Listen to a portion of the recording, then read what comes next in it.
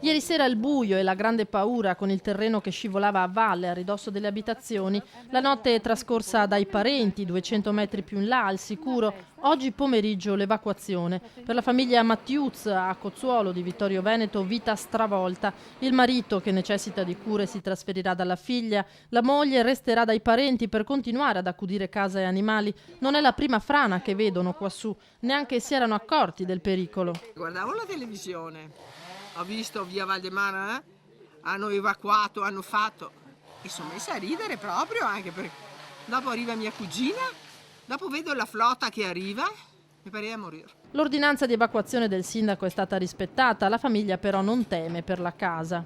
Preso paura no, perché secondo noi la casa non è in pericolo.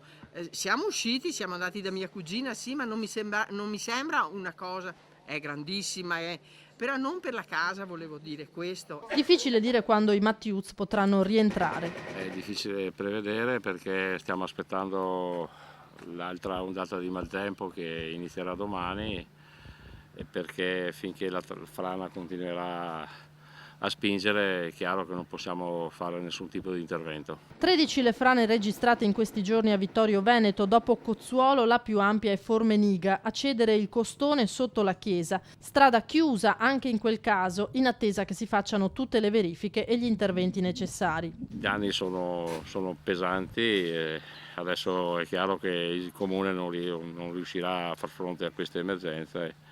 Speriamo molto nell'intervento anche dello Stato perché la calamità naturale è evidente.